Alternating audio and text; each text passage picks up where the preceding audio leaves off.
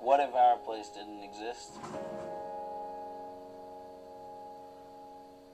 I mean, if I didn't have an art place, then I wouldn't be where I am. I know I wouldn't be where I am. And I know a lot of people are not going to be where they could be. Where are people gonna go when they, there's always our place, everybody's used to it. Everybody comes there, everybody knows each other, and now everybody's not, where's everybody gonna meet? Where's everybody gonna, see each other? Nobody takes each other's place. Closes, where do you think everybody else is gonna be? Oh my God, I can't even imagine. I'll tell you the truth. If I had nowhere to go and and I was still hanging out in the street, I don't know.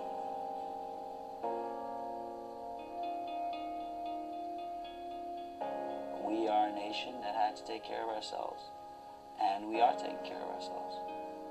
And this is where it is. This is where it's at. Our place. Our place is scheduled to close. It's closed already. We're just living on a ventilator. Our place is a place not only for the kids to come in and to find a safe and clean environment, it's also a place to connect to adults that they can trust and understand them. And through that, we have been able to, I won't say the word rehabilitate, but through that we've been able to get kids back on track, back Shomer Torah mitzvahs, back to clean from all kinds of substances, and back into the family. A lot of them get married, they have kids, and have a very, from home. We have kids in all different yeshivas that have graduated from our place. And it's only through the work that we put in by getting close to them, understanding them, and dealing with their issues. Getting them the therapy that they need, which is a big component. Getting them to yeshivas, and getting to whatever they're the need of.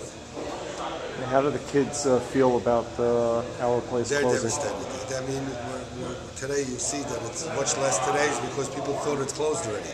The word went out that we were closed already. Monday is the last day. That was also due to because Sunday they cut the food. We didn't have any food here because the vendors gave up and waiting for the big bills. So the kids thought that Monday is closed. So now we're trying to let everybody know back that it's still open. How long? We don't know.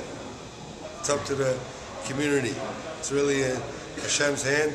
The community can be part of it. Shminik was the major beginning funder, but the most of it over the whole course of the years was through Assembly Dov Heiken, who has gotten us government grants through different agencies in order to get kids off clean from substances and get them to rehabs and to the help they need.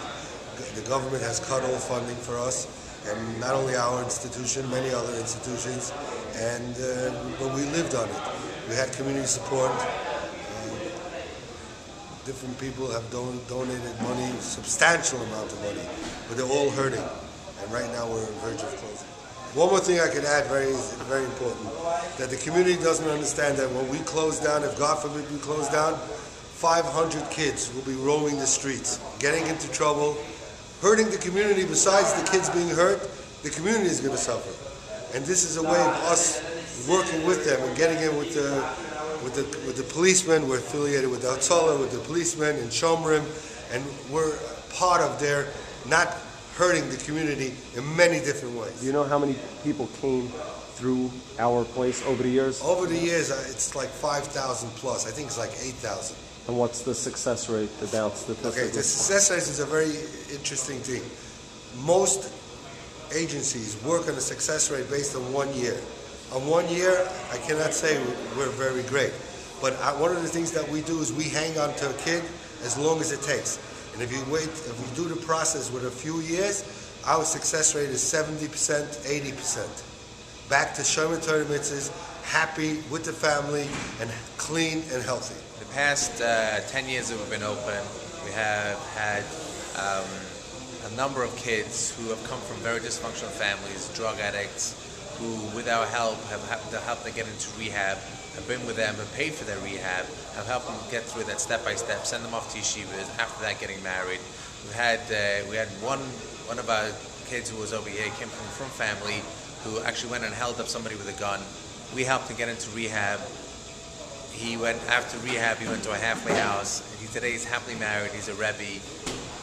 That's just, again, very, very small amounts of the stories out there of the kids who are on a daily basis out there, just with us giving them the love and knowing we're there for them. It lifts them up and gives them some hope and something to look forward to. Without this, without them even be able to come back to us and to visit us, even the ones who are successful families who still have some problems, still need that connection, still need to know where they can reach out. They're going to have to be able to reach out to us, but they won't have this place and this whole infrastructure that they can rely on. And that the community is going to be losing out tremendously by letting that cancer grow and grow and grow. And if you don't go and treat it, it's just going to grow, and it's very, very sad. We really have to work together on that. And the police officers that do the local beat over here on Avenue M, are they helpful, with our place? We work very well with law enforcement. They are very pleased with what we do. We're pleased with what they do. We work hand in hand together. So yes, Kind Deutsch helped us out, always with the police tremendously, helping out with issues. When the kids are loitering at night, we work together with them, that they realize that the kids would just hang out over here. They weren't just loitering, making trouble. If the kids that ever did get into trouble, we worked together with the police, and the police helped us move them to the correct environment. In other words, get them to halfway houses, get them to rehabs. The DA worked with us very well with guys who were using drugs, abusing drugs. Instead of sending them straight to jail, we worked very well with the DA to get them into rehabs instead of going to jail and just do nothing over there. So again, DA, the police, the community working together very strongly together. So would it be correct to say that you're saving actually taxpayer a lot of money? Saving tax is a tremendous amount of money. I mean, it's the same as an insurance policy. The insurance pays you for you to go get checkups and make sure something's not going wrong. The same thing over here.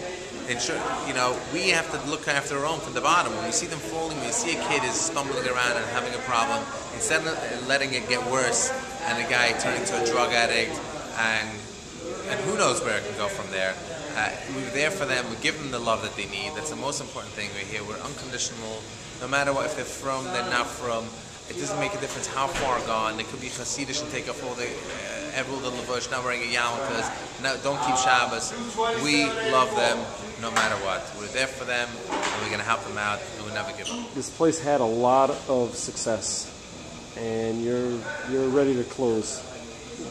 The people watching this right now, what would you want them to hear, and what do you want the viewers to do after watching this? Okay. I just went to Eretz Yisrael, and I was davening by the Kaisel in Kever Rachel, and I try to think of other things, but all I could come back to is all the guys that come here. Just mamish crying at the Kaisel and saying to Hashem that you cannot let this place close. It's the worst thing that could possibly happen. Last year we had 732 guys in this place that came through this place. All of them have left yeshiva, got kicked out of yeshiva, they're using drugs, they're doing the hardest stuff, and this place is the one place that tells them that they are always accepted in the Jewish community. Always. They'll never ever be let down. Hashem accepts them every day, we accept them every day, and to imagine that there would be so many kids that would come through, that would supposedly come through this place every year, that would have no belief that the Jewish community still cares about them, wants to help them, wants to do for them. There's no other place like this in Brooklyn, maybe no other place like this in the whole world, that is giving every bit of help to these kids like they're our own kids. If you can't see that as a major cause to give money to save this place, I don't know what else to say. My heart is out there. I'm asking everybody I know, please, please help. It's for the kids, and we got to save these kids. How many years are you with Our Place? 9 years I'm with Our Place. 9 years I'm with Our Place, and I've been running it for about 6 years. And tell me a little bit over the years of the success stories. So basically, I mean, we have numbers to show that we're successful, but what I like most to show success is during wedding season. I'm invited to a wedding maybe 3-4 times a week of guys that are doing great. Went to Eretz Yisrael, they cleaned up their act. They went from doing drugs to learning Torah to changing their lives, getting married, having kids. We stay in touch with them until much later in their lives. Some of them we're still talking to with several kids and Kyle for years. So that's where I see this real success. So tell me, take me back to 10 years ago. How did you hear about this place? I was working in Priority One. This is 13 years ago, and they opened up our place. That's when I found out about it. I was in the 5 towns, so I didn't know much about it. And then I came and worked for OL in Brooklyn, and then I found out about it. A lot of the guys went from the home, came here, they loved it. But they recruited me about 9 years ago to come work as a drug counselor and a therapist, and I fell in love. And who recruited you exactly? Who's the person? That would be Chaim Glanz. Chaim Glanz recruited me. I told him I'd never work at night, and he said, just give me 2 nights, and that was it. I could never leave. It saved you? And what are your plans for the future? Well, right now, our place helped me out a lot. They put me in a school. They helped me. They created a school, Simchas Chaim. They put me in. They helped me get in. And now, hopefully, I'm going to get my high school diploma this year. Something which I never thought that I would get by the age of 17. If it's like my ideas, I think that it's a constant freshness if this place doesn't close down. If this place closes down. I think not. It doesn't. When people say it helps kids, I don't think it helps kids. I think it saves kids.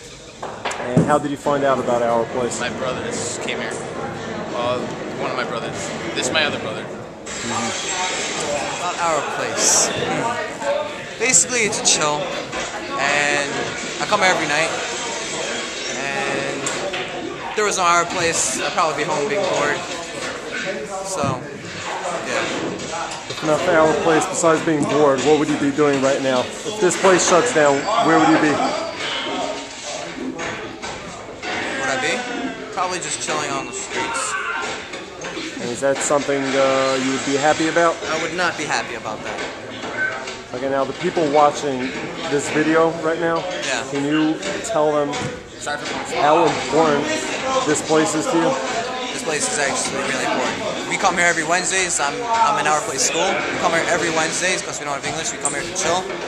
And what will we do on Wednesdays? I mean, that's just Wednesdays. I mean, I come here every night. I come here every night. Maybe I miss 1 or 2 days, but I come here basically every night. Do you plan on going back to yeshiva? Of course. Okay. Now, is that credit to our place? Is that credit to our place that they're helping you out getting back? Yeah, if there was no our place, I don't think there would be an our place school. I had a couple of friends that had been coming here, over the years, and I said, hey, where's everyone going in the summer? Because I didn't have anything to do. I was at home all day, and they said, come by our place. I said, okay. I came by here, and I was able to take advantage of the free gym that they had. That wasn't mixed, with girls, and and the staff here, they're very supportive of different, issues that have come up over the past, year and a half.